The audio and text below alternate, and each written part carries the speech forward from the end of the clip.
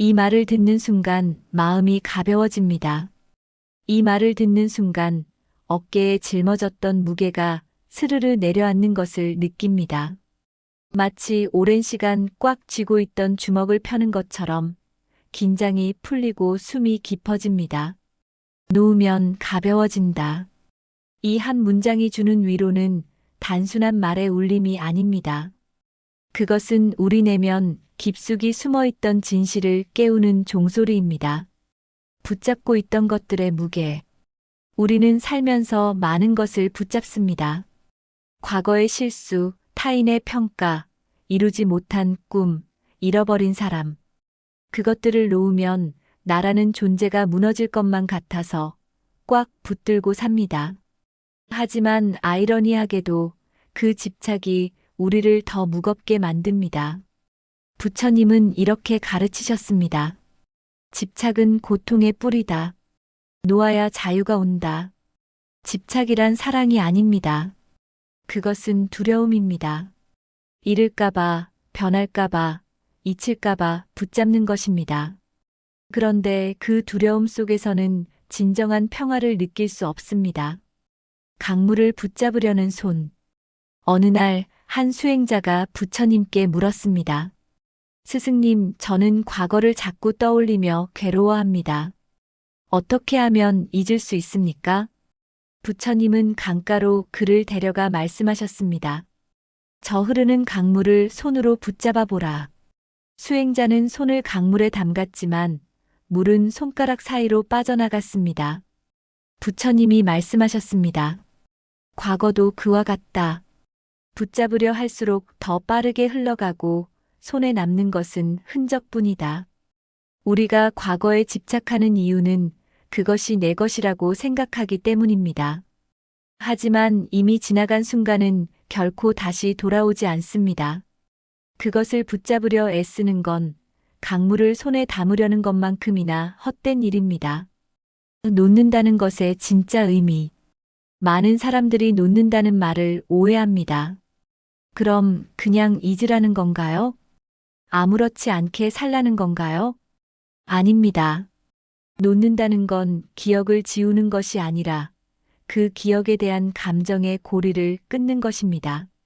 상처를 준 사람을 용서하는 것이 아니라 그 사람에게 내 마음을 더 이상 내주지 않는 것입니다. 후회하는 선택을 잊는 것이 아니라 그 선택 때문에 오늘을 망치지 않는 것입니다. 놓는다는 건 과거를 인정하되 그것에 끌려다니지 않는 것입니다. 마음이 가벼워지는 순간 세상이 달라진다. 어떤 스님이 말했습니다.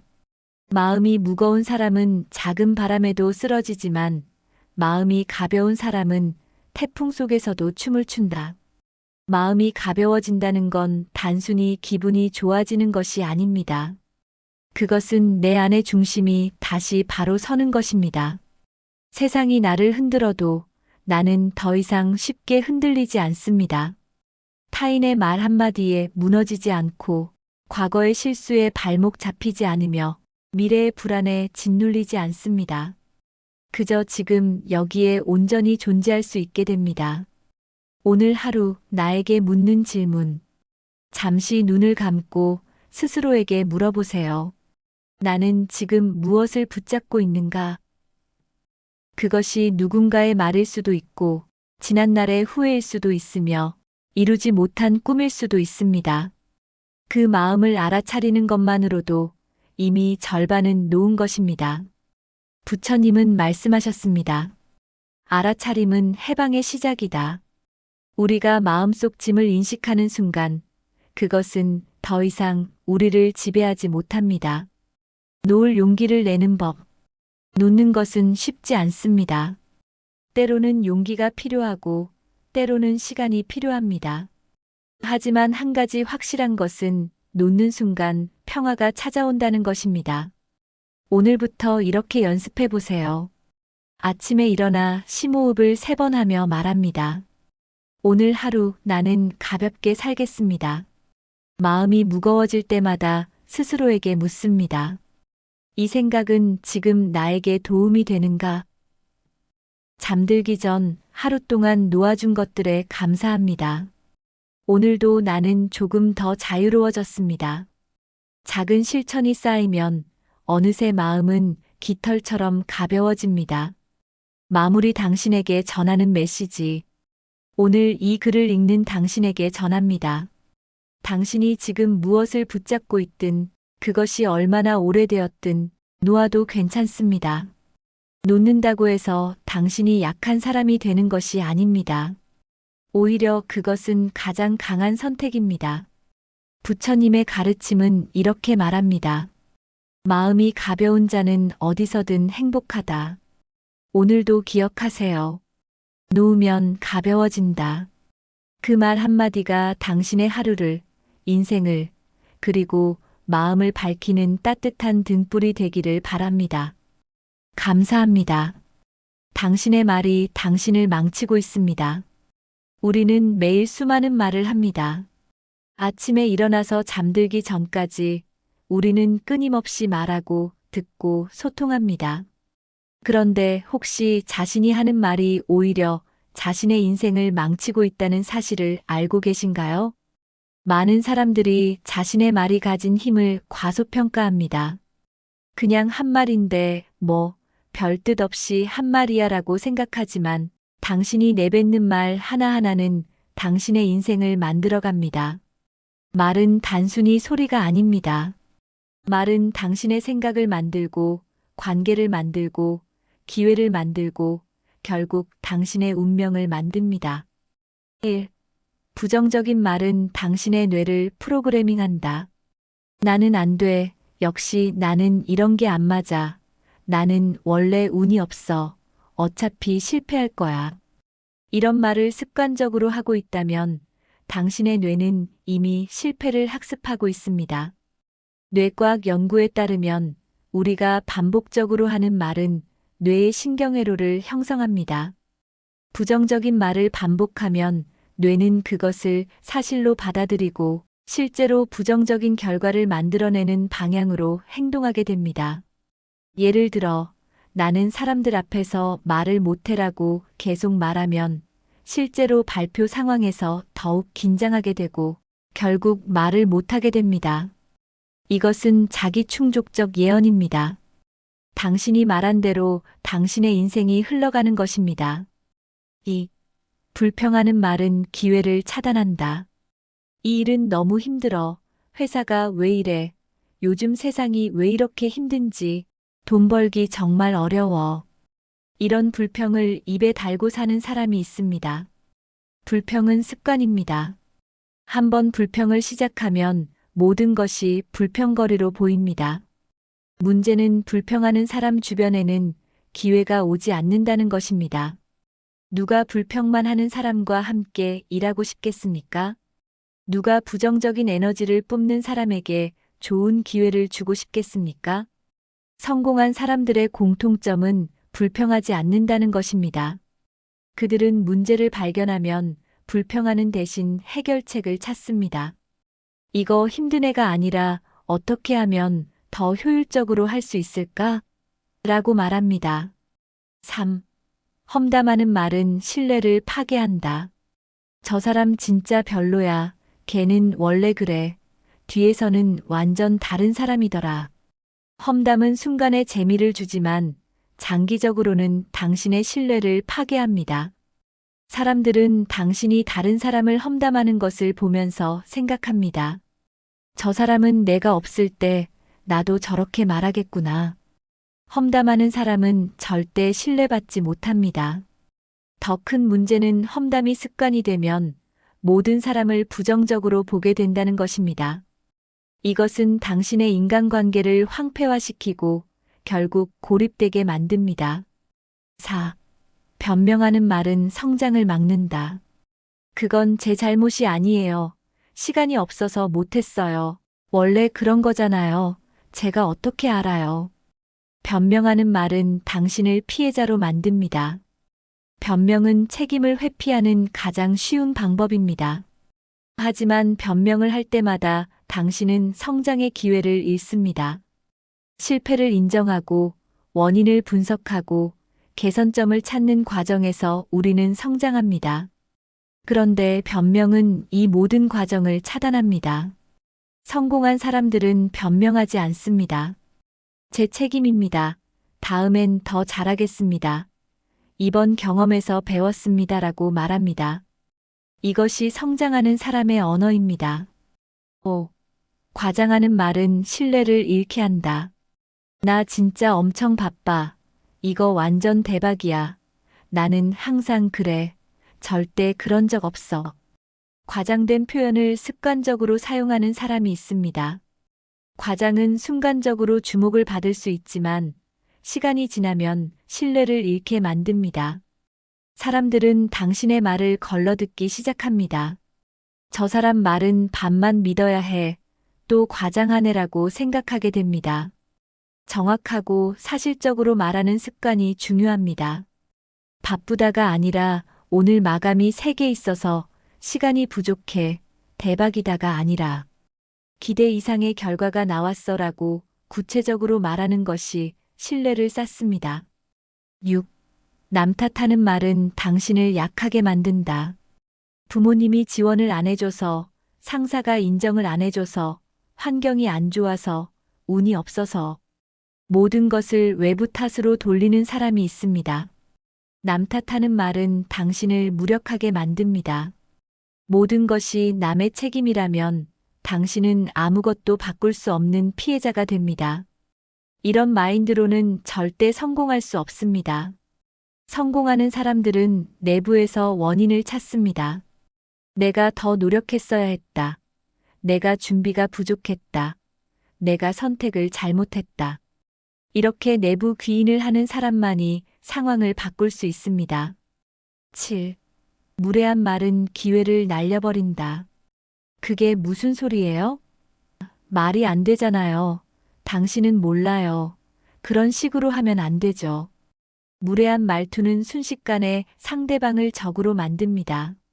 무례한 말은 당신이 얼마나 능력이 있든, 얼마나 옳은 말을 하든 상관없이 모든 것을 무효화시킵니다. 사람들은 당신의 말 내용보다 당신의 태도를 기억합니다. 존중하는 말투를 사용하는 것은 약함이 아닙니다. 오히려 강함입니다. 제 생각에는 이렇게 하면 어떨까요? 이 부분에 대해 다시 한번 검토해보면 좋을 것 같습니다라고 말하는 사람이 결국 더 많은 지지를 받습니다. 결론. 당신의 말이 당신의 인생을 만듭니다.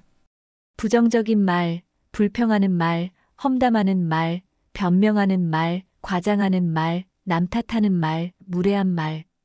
이 모든 것이 당신의 인생을 망치고 있습니다. 오늘부터 당신의 말을 바꿔보세요. 긍정적으로 말하고, 감사하는 말을 하고, 칭찬하는 말을 하고, 책임지는 말을 하고, 정확하게 말하고, 내부 귀인하고, 존중하는 말을 하세요.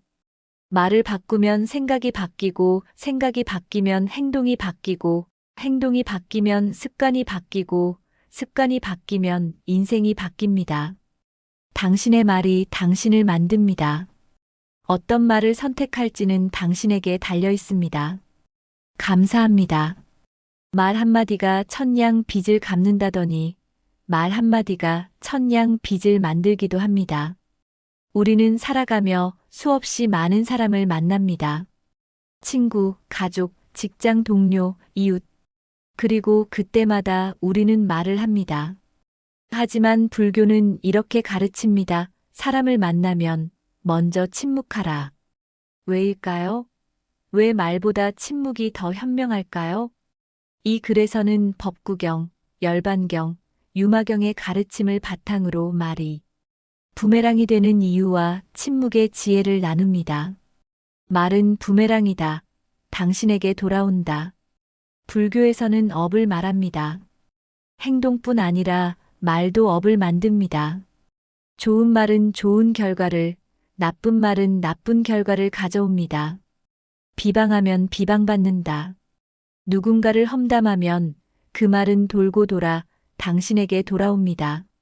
저 사람 정말 이기적이야라고 말하면 언젠가 당신도 같은 말을 듣게 됩니다. 칭찬하면 칭찬받는다. 반대로 누군가를 칭찬하고 격려하면 그 에너지도 돌아옵니다. 당신 정말 멋져요라고 말하면 세상도 당신을 멋진 사람으로 봅니다. 불필요한 말은 에너지를 낭비한다. 말을 많이 하면 기운이 빠집니다. 쓸데없는 수다는 마음을 흐트러뜨립니다.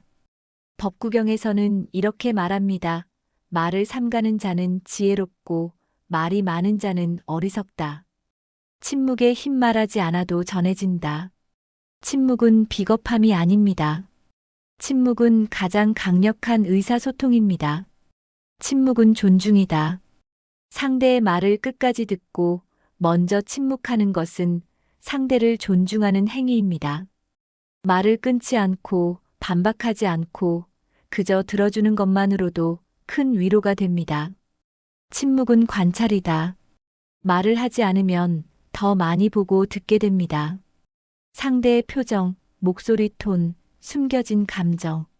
침묵 속에서 진실이 드러납니다. 침묵은 힘이다. 유마경의 유마거사는 불이법문을 침묵으로 설명했습니다. 말로는 표현할 수 없는 진리가 있습니다.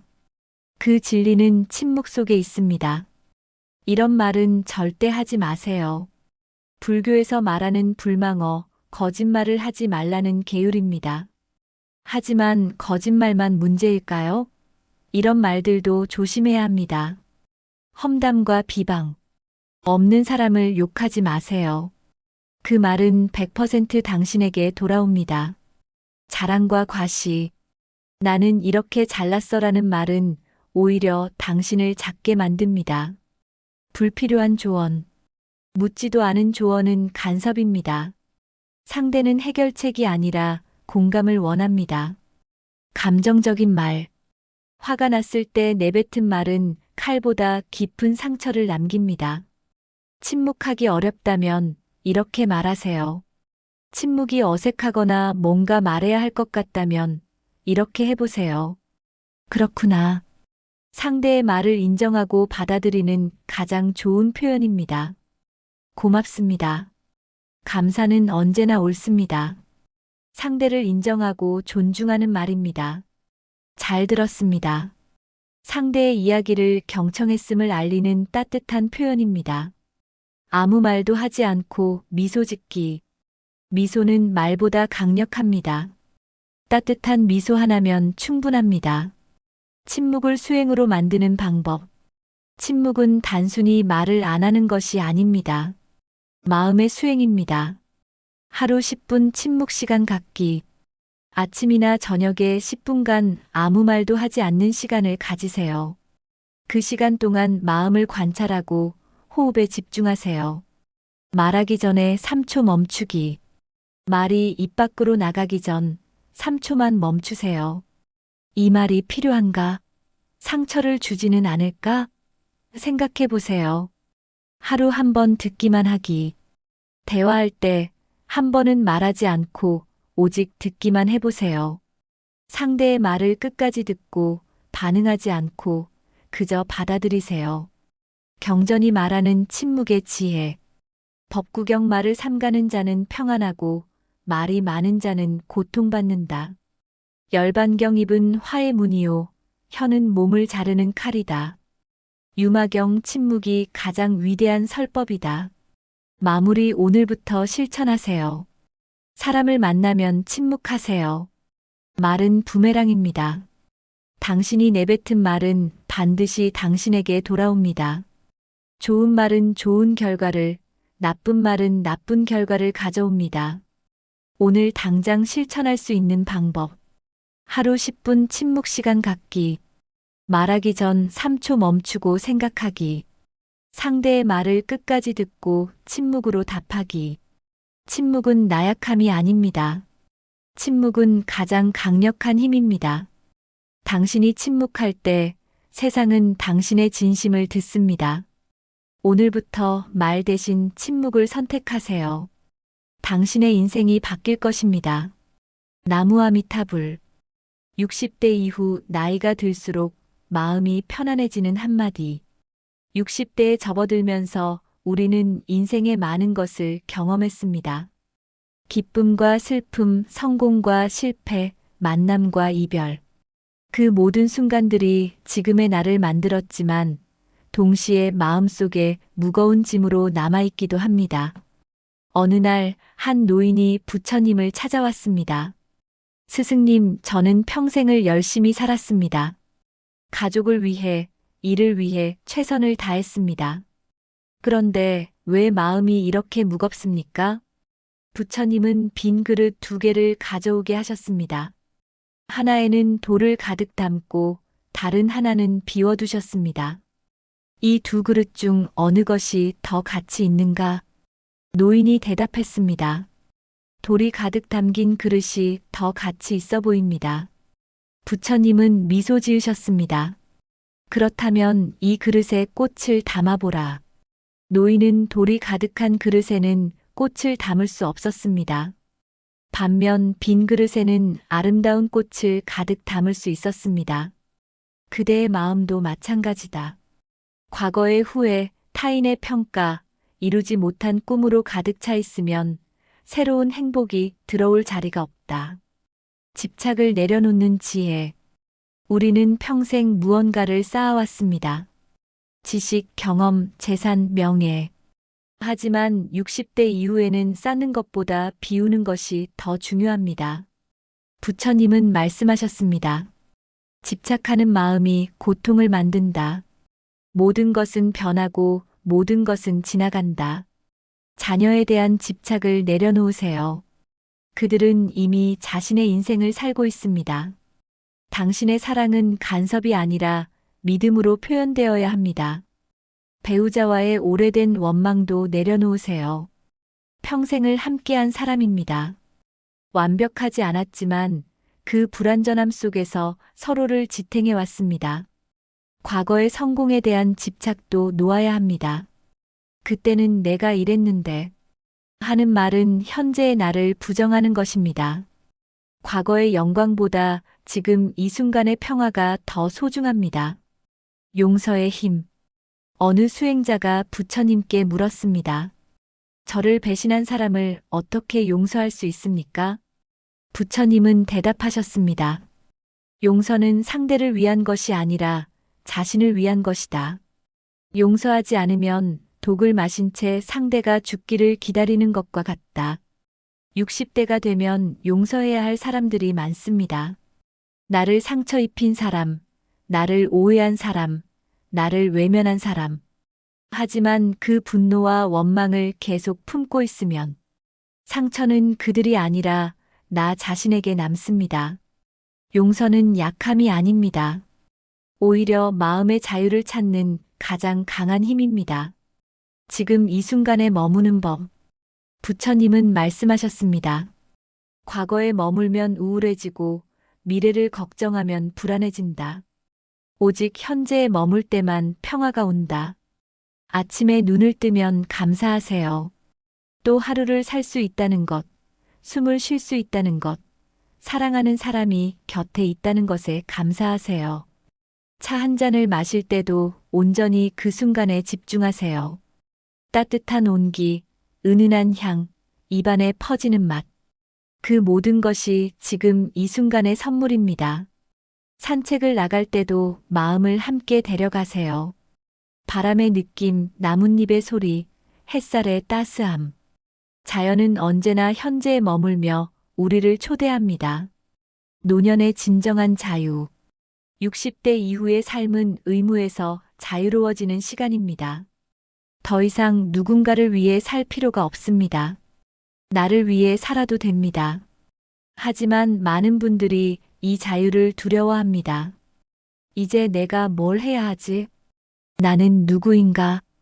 부처님은 말씀하셨습니다. 자신을 섬으로 삼고 자신을 의지처로 삼아라. 이제는 타인의 기대가 아니라 내 마음의 소리를 들으세요. 무엇이 나를 기쁘게 하는지, 무엇이 나를 평화롭게 하는지. 그것이 책 읽기일 수도 있고, 산책일 수도 있고, 명상일 수도 있습니다. 중요한 건 남들의 시선이 아니라 내 마음의 평화입니다. 마음의 정원 가꾸기. 부처님은 마음을 정원에 비유하셨습니다. 마음의 정원에 무엇을 심느냐에 따라 인생이 달라진다. 분노와 원망을 심으면 고통의 가시나무가 자랍니다. 감사와 자비를 심으면 평화의 꽃이 핍니다. 매일 아침 마음의 정원을 돌아보세요. 어떤 생각에 씨앗을 뿌렸는지, 어떤 감정의 잡초가 자라고 있는지, 부정적인 생각이 올라오면 억지로 밀어내지 마세요. 그저 바라보고 인정하세요. 아, 지금 내가 화가 났구나. 아, 지금 내가 불안해하고 있구나. 알아차림 자체가 치유의 시작입니다. 클로징. 부처님은 임종을 앞두고 제자들에게 마지막 말씀을 남기셨습니다. 모든 것은 변한다. 게으르지 말고 정진하라. 60대 이후의 삶도 마찬가지입니다. 변화를 받아들이고 매 순간 깨어 있으며 마음을 닦는 수행을 계속하세요. 나이가 든다는 것은 약해지는 것이 아닙니다. 오히려 더 깊이 이해하고 더 넓게 용서하고 더 가볍게 살아가는 지혜를 얻는 것입니다. 오늘부터 이 한마디를 마음에 새기세요. 놓으면 편안해진다. 그 순간 당신의 60대는 인생에서 가장 평화롭고 자유로운 시간이 될 것입니다. 마음이 가벼운 자는 어디서든 행복합니다. 불교가 말하는 자비. 자비는 가장 강한 힘이다. 안녕하세요.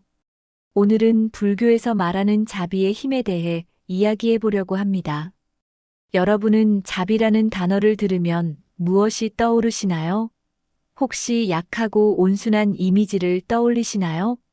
많은 사람들이 자비를 부드러움이나 연약함으로 오해합니다. 하지만 부처님은 이렇게 말씀하셨습니다. 자비는 세상에서 가장 강한 힘이다. 불교에서 자비는 두 가지 의미를 담고 있습니다. 자는 즐거움을 주는 것이고 비는 고통을 덜어주는 것입니다. 즉, 자비란 다른 존재에게 행복을 주고 괴로움을 없애주려는 마음입니다. 그런데 왜 자비가 가장 강한 힘일까요? 첫째, 자비는 분노를 녹입니다. 누군가 우리에게 화를 내고 공격해 올 때 우리가 자비로 응답하면 어떻게 될까요? 분노는 분노를 낳지만 자비는 분노를 멈추게 합니다. 이것이 자비의 첫 번째 힘입니다. 불교 경전에는 이런 이야기가 있습니다. 어느 마을에 앙굴리말라라는 흉악한 살인자가 있었습니다. 그는 999명을 죽이고 그들의 손가락을 목걸이로 만들어 걸고 다녔습니다. 사람들은 그를 두려워해 아무도 그에게 다가가지 못했습니다. 그런데 부처님은 홀로 그를 찾아가셨습니다. 앙굴리말라는 부처님을 보자 1000번째 희생자로 삼으려 했습니다.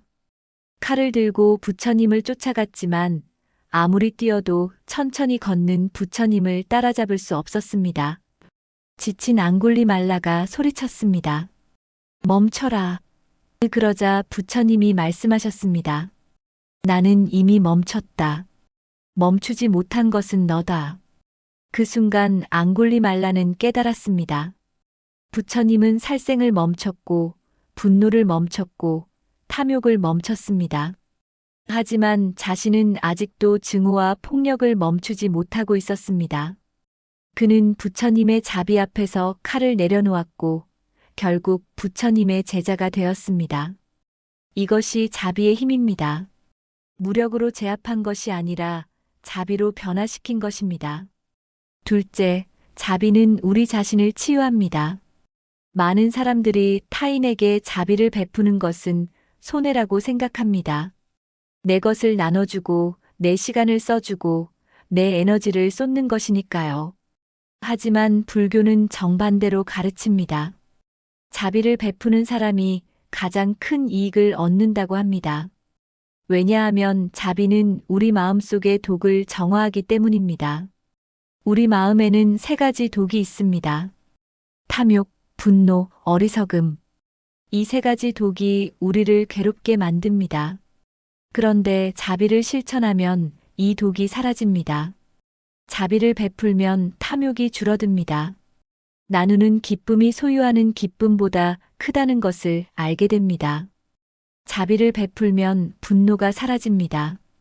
상대방의 고통을 이해하게 되면 화가 나지 않습니다. 자비를 베풀면 어리석음이 없어집니다. 모든 존재가 연결되어 있다는 진리를 깨닫게 됩니다. 셋째, 자비는 세상을 변화시킵니다. 한 사람의 자비로운 행동이 파문을 일으켜 세상을 바꿀 수 있습니다. 티베트의 달라이 라마는 이렇게 말했습니다. 나의 종교는 친절이다. 그는 평생 자비를 실천하며 살아왔고 그의 영향력은 전 세계에 퍼져나갔습니다. 한 사람의 자비가 수백만 명에게 영감을 주었습니다. 우리도 작은 자비를 실천할 수 있습니다. 오늘 만나는 사람에게 미소 짓기, 어려운 이웃에게 도움 주기, 화난 사람에게 인내심 갖기. 이런 작은 자비가 모여 큰 변화를 만듭니다.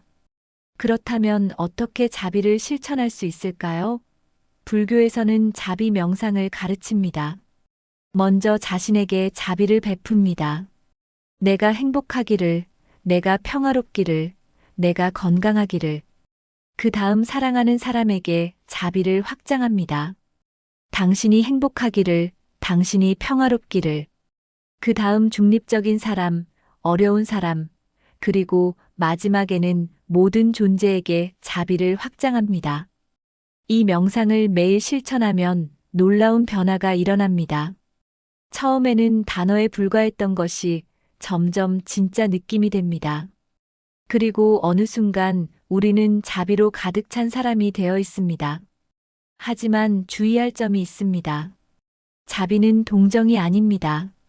동정은 위에서 아래로 내려다보는 것이지만 자비는 평등한 눈높이에서 함께하는 것입니다.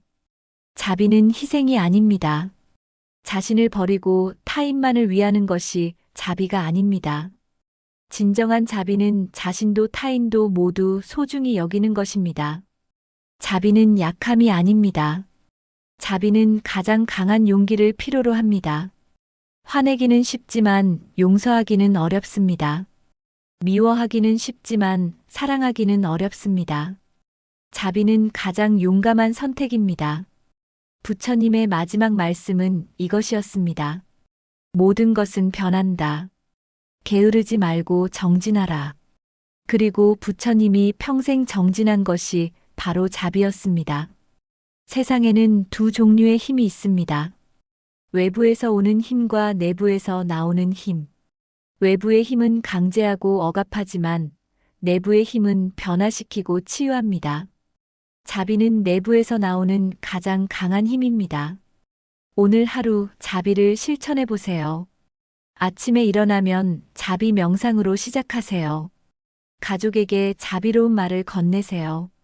낯선 사람에게 자비로운 미소를 지어보세요. 자신에게도 자비를 베푸세요. 완벽하지 않아도 괜찮습니다. 부처님은 이렇게 말씀하셨습니다. 증오는 증오로 멈추지 않는다. 오직 사랑으로만 멈춘다. 이것은 영원한 진리다. 지난 이틀간 우리는 침묵과 경청을 배웠습니다. 오늘 우리는 자비를 배웁니다. 침묵, 경청, 자비. 이 세 가지는 하나로 연결되어 있습니다. 침묵할 때 우리는 내면의 평화를 찾습니다. 경청할 때 우리는 타인을 이해합니다. 자비를 베풀 때 우리는 모든 존재와 하나됨을 경험합니다. 오늘부터 자비의 힘을 경험해 보세요.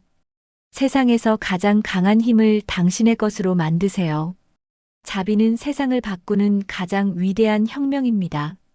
그 혁명은 당신의 마음에서 시작됩니다. 감사합니다.